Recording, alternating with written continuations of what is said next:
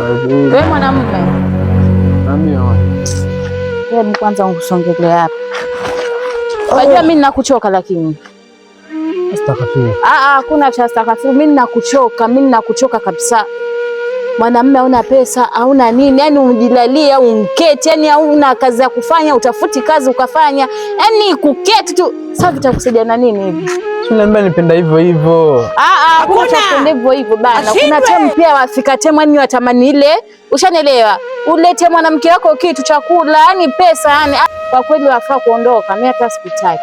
Usisema ni mshangazi jamani, mimi niketi humu ndani niseme kazi yoyote lakini. Mshangazi pia yuachoka. Japokuwa ni mshangazi basi ujiongezi. Leo utaondoka, uingie hapo ndani. Nataka mfanyie. Mimi nataka pesa bana. Mimi shaharibu kule kwa mke wangu. Sasa mimi nitaishije? Kila siku staki. Basi fanya mambo yako uniletee pesa hapa ndani pamoja na ustadi wako. Huwezi tafuta vitu hapa. Mimi nataka pesa ya kuchora, nataka pesa. Nataka pesa kwenda sehemu yangu nzuri, yani nitulie.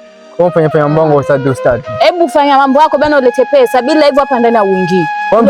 Mpige dua zangu na mambo yangu. Mpige kila kitu. Mimi nataka pesa. Sawa. Nataka pesa leo. Bila hivyo tuelewane. Dakika moja msubirie tu hapo. Usisema nataka nipige vitu vyangu. Sasa muache vile vitu vya mambrui. Lakini wafanyaje? Anapiga vitu vyangu hapa, kuna vitu nataka niweke sawa pale.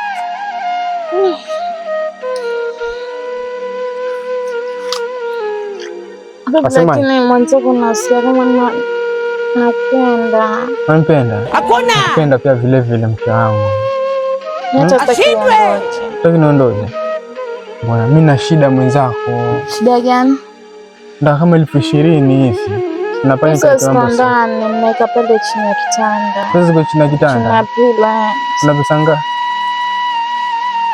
Kuna kama 10,000. 10,000. Mimi nataka 20,000 na sasa mambo gani 10,000? Basi sawa, tuende zetu ndani. Kuna nyingine. Sasa miti gani? Hebu weka.